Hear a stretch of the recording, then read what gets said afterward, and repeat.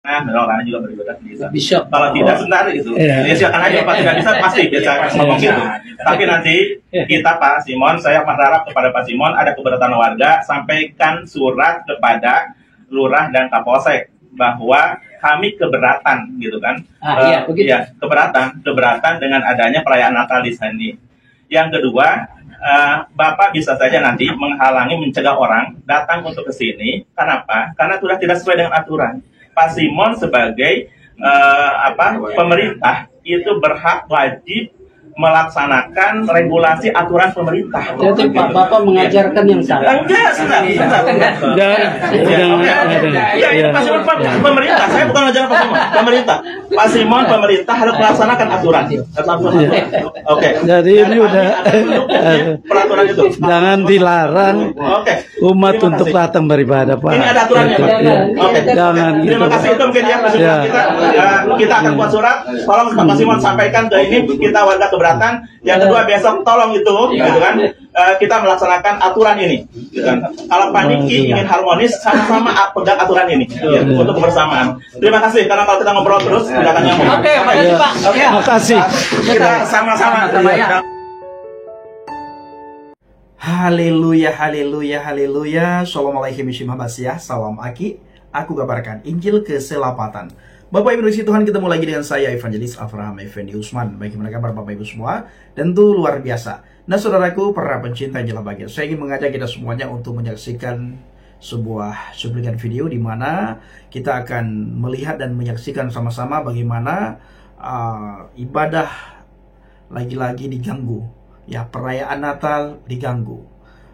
Ketakutan dengan perayaan Natal, ketakutan dengan gereja, ketakutan dengan ibadah kita orang Kristen. Dan saya tidak habis pikir apa yang membuat mereka takut. Apakah iman mereka itu begitu tipis atau begitu mudah terpedaya, atau selama ini mereka nggak punya iman. Iman hanya asal-asalan beriman. Dibuktikan saudara, ketika melihat kita beribadah mereka takut, kita merayakan Natal mereka takut. Nah, supaya kita tidak berlama-lama, mari kita saksikan sama-sama bagaimana cuplikan videonya dan apa yang membuat mereka takut terhadap iman kekristenan, terhadap kita yang lagi beribadah.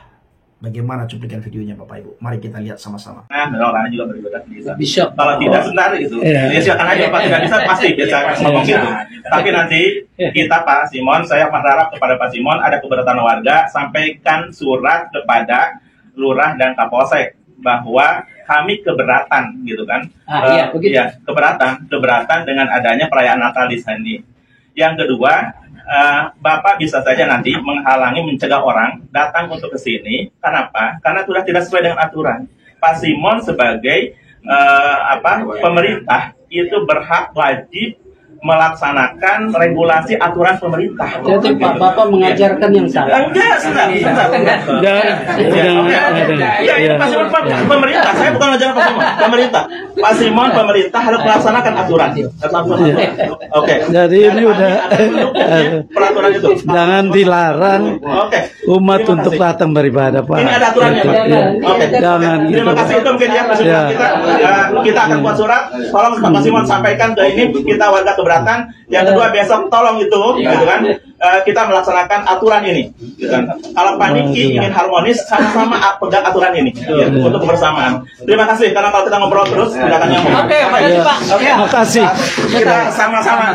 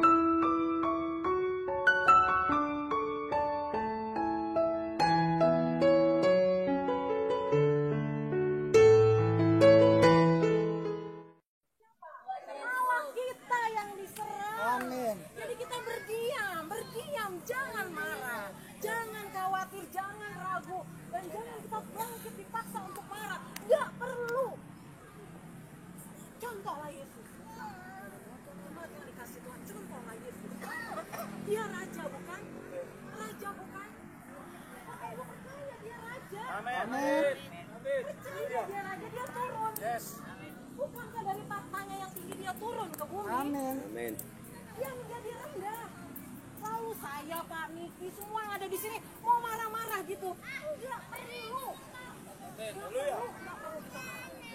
Kita memang ditempatkan di dalam dunia ini untuk menderita. Sekali lagi saya katakan, kita ditempatkan di bumi ini bukan untuk senang-senang. Kesenangan kita itu adalah saat kita bersama dengan Bapa kita yang di surga. Itulah kebahagiaan kita. Itulah kebahagiaan kita. Bapak Ibu bertanya atau tidak? Lakukan. Kehendak Tuhan itu hanyalah melakukan kehendak Bapa. Firman Tuhan saya tidak panjang lebar. Jangan sampai Bapak Ibu jadi gelisah. Saya hanya satu. Tokoh agama dan Tuhan pendeta saudara-saudara, selama saya menjadi atau menjabat jadi gembala sidang, saya tidak pernah mengajarkan hal-hal yang buruk kepada teman-teman, kepada jemaat. Dan pada hari ini tujuan kami mau mengadakan ibadah perayaan Natal. Tapi apa jadinya saudara-saudara? Ketika kami sudah menyediakan tempat untuk bisa beribadah secara khusus, secara kusuk di tempat kami, dan kami sudah mempersiapkan itu semuanya.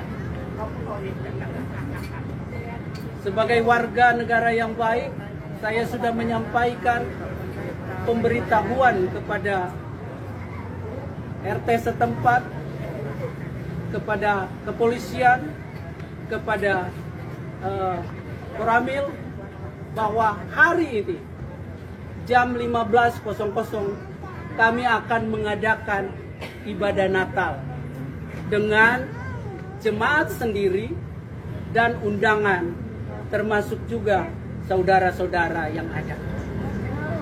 Tetapi apa jadinya saudara? Sampai saat ini kami atau jemaat yang ada tidak diberikan jalan, diberikan akses. Nah, saya sebagai hamba Tuhan mengingatkan bahwa di negara ini adalah negara yang menjunjung hak asasi manusia. Di depan hukum kita sama. Saya warga negara yang baik. Saya dedikasikan diri saya ini untuk negara. Tetapi kenapa ketika kami mau melakukan hal yang baik, kami dihalangi? Bentar Pak. Dan ini Pak RT saya yang notabene sudah saya sampaikan kami mau beribadah. Tapi senyatanya semua saudara bisa melihat orang-orang yang ada. Siapa yang menghalangi kami beribadah? Siapa yang menghalangi kami melakukan hal-hal yang baik untuk keselamatan jiwa kami?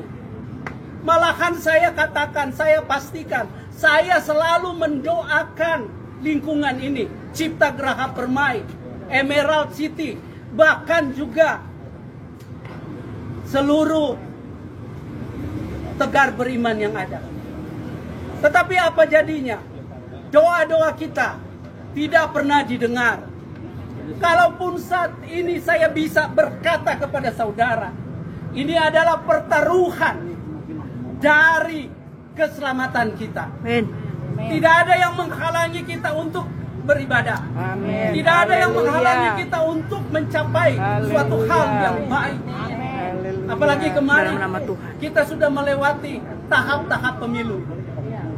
Pak Prabowo jamin kita dapat beribadah dengan baik. Ya, amin. Kita dapat melakukan hak-hak warga negara yang baik. Kalau yang lain mempunyai hak yang sama, begitu juga kami diberikan hak yang sama. Yes, in the name of Jesus. Saya tidak pernah mendiskriminasikan yang lain. Tetapi kenapa saya sekarang didiskriminasi? Udah Pak Pendeta. Ya. Nanti bicarakan lagi. Kita ajalah bagian. Bagaimana tanggapan kita semuanya setelah kita sama-sama melihat, menyaksikan cuplikan video tadi? Itu hal yang sangat luar biasa, saudara ya. Lucu, sangat lucu, dan sangat lucu Bapak Ibu. Lagi-lagi dan lagi-lagi terjadi pelarangan ibadah. Gereja kita dihambat, ibadah kita dilarang. Padahal kalau kita melihat cara mereka beribadah, Bapak Ibu, kita tidak bisa bersuara. Kalau kita bersuara dianggap penistaan. Tapi kalau mereka, saudara, dengan bebas. Nah, ini yang timbul pertanyaan. Kenapa negara tidak bertindak terhadap orang-orang yang intoleran? Terhadap mereka yang usil terhadap agama orang lain. Mereka yang suka mengganggu keyakinan orang lain. Mereka yang suka mengganggu ibadah orang lain. Dan apa hak mereka? Mengganggu ibadah. Tidak mengizinkan kita beribadah. Padahal mereka juga beribadah. Kalau kita bicara tentang izin, mereka ketika ibadah juga tidak minta izin. Misalnya mereka ketika yasinan, mereka juga kan tidak minta izin sama pemerintah. Ketika mereka tahlilan, mereka juga tidak minta izin kepada pemerintah. Ketika mereka zikir, mereka juga tidak minta izin kepada pemerintah. Jadi marilah saling menghargai. Dan harus memiliki keyakinan yang kokoh di dalam kepercayaan kita. Dan inilah tujuannya kenapa kita harus memiliki keyakinan yang kokoh di dalam kepercayaan kita. Sehingga kita ketika melihat orang lain, melihat agama lain, melihat akidah lain, melihat orang lain beribadah, kita tidak merasa terganggu, kita tidak usil. Jangan, nanti mereka mempengaruhi iman kita. Ini berarti Anda tidak memiliki keyakinan yang kokoh. Anda tidak memiliki kepastian di dalam Anda beriman. Atau Anda memang tidak punya iman sama sekali. Bukankah agamamu bagimu, agamaku bagiku, keyakinanmu, keyakinanmu, keyakinanku, keyakinanku, kitabmu, kitabmu, kitabku, kitabku, dan kita semuanya sudah memiliki agama, kita semuanya sudah memiliki cara ibadah masing-masing. Dan kenapa Bapak Ibu suka sekali usil terhadap keyakinan, agama, akidah orang lain? Ini kenapa? Itu yang kedua Bapak Ibu, yang tidak habis pikir adalah kenapa sih hukum tidak bertindak terhadap orang-orang yang seperti itu? Tapi Bapak Ibu, kalau agama lain melakukan apa yang mereka lakukan, ini terjadi demo berjilid-jilid, hukum cepat bertindak, negara bersuara, negara bertindak. Dan saya juga kadang-kadang bertanya-tanya kepada diri saya sendiri, apakah negara ini milik satu agama?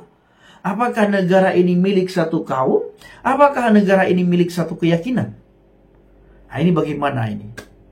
Atau dibagi dua, ya?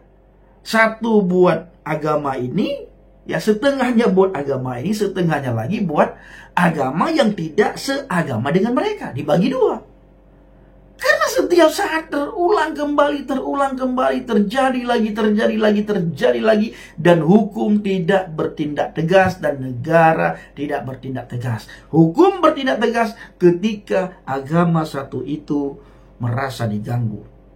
Seperti terjadi di Medan beberapa waktu yang lalu, daerah Sumatera, Bapak Ibu. Apa yang terjadi di daerah Sumatera beberapa waktu yang lalu?